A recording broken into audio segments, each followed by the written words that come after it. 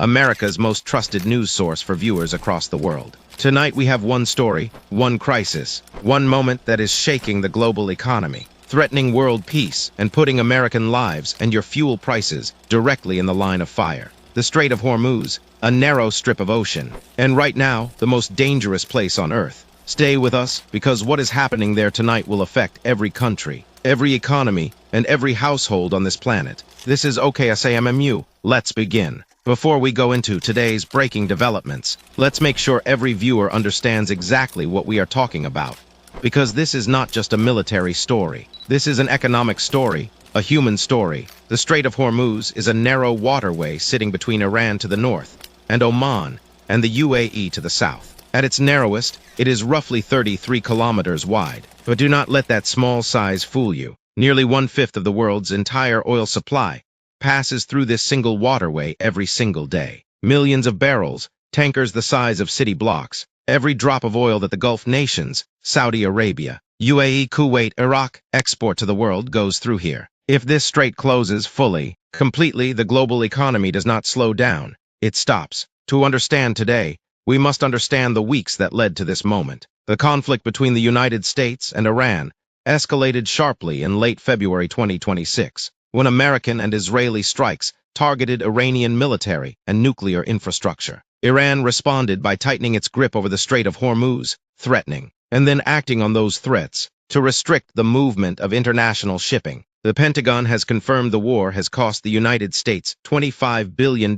so far. 13 American service members have been killed in combat, with hundreds more wounded. Diplomatic efforts have stalled repeatedly. Iran presented a 14-point peace proposal. The United States reviewed it, but warned that military strikes could resume. Iran's foreign minister said a deal was close, but accused American negotiators of making demands that went far beyond what any agreement could reasonably include. No further talks have been scheduled. Meanwhile, the number of Iranian vessels turned back by the American blockade now stands at 48 over the last 20 days. 3 additional ships were redirected in just the past 20 hours. The United States is not permitting any vessels to enter or exit Iranian ports. Now to what happened in the last 24 hours, and it has been one of the most intense days yet. The U.S. military confirmed it successfully guided 2 merchant ships through the Strait of Hormuz today, a mission that required the deployment of guided missile destroyers, over 100 aircraft, and 15,000 American service members standing by. But Iran made clear it would not stand aside quietly. Iran launched a wave of drone and rocket attacks against targets inside the United Arab Emirates. Emirati air defenses intercepted 19 Iranian missiles and drones. Despite those defenses, 3 Indian nationals were moderately injured after a drone struck the Fujairah oil industry zone, sparking a major fire. Separately, a tanker reported being struck by projectiles approximately 7 nautical miles north of Fujairah. All crew members were confirmed safe, and no environmental damage was immediately reported. A senior Iranian official warned that any American interference in the strait would be considered a ceasefire violation. Iran also rejected a fake post circulating on social media, which falsely attributed a threatening statement to Iran's army chief. Iran's semi-official news agency clarified that the post originated from a fake account on X, formerly Twitter. In every war, behind every headline, there are human beings. Tonight we look at the cost in lives. The U.S. military has confirmed 13 combat deaths and hundreds of service members wounded since the conflict began. Iran's Ministry of Health reports that U.S. and Israeli strikes have killed more than 3,375 people inside Iran, including 376 children.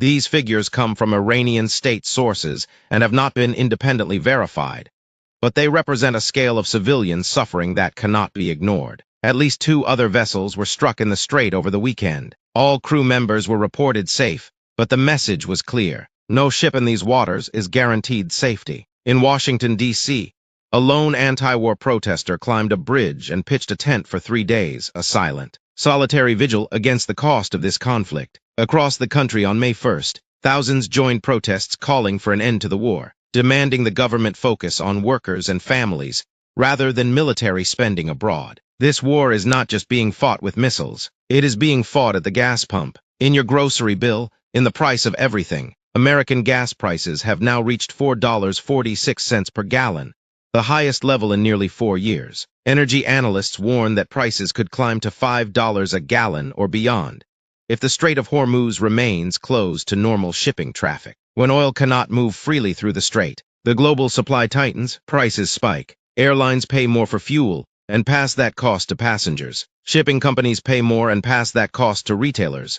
Retailers pass it to you. Oil prices have already risen sharply, and stock markets fell on concerns about the continued safety of transiting the critical waterway. Shipping insurance companies are now facing intense pressure. One global reinsurance director told reporters there is no clarity on how the U.S. humanitarian shipping mission will be coordinated with Iran, if at all, leaving the industry in a state of deep uncertainty. The Strait of Hormuz crisis is not just America's problem. The entire world has a stake in what happens next. The UAE, a close American ally that normalized relations with Israel in 2020, has now sustained more incoming fire from Iran than any other country over the past 2 months. Its air defense systems are working around the clock. Schools and universities across the Persian Gulf region, including in the UAE and Qatar, have shifted to online learning as the conflict intensifies. Qatar ordered all educational institutions to switch to distance learning on the very first day of fighting. Germany's chancellor publicly stated that the United States had no exit plan from the Iran war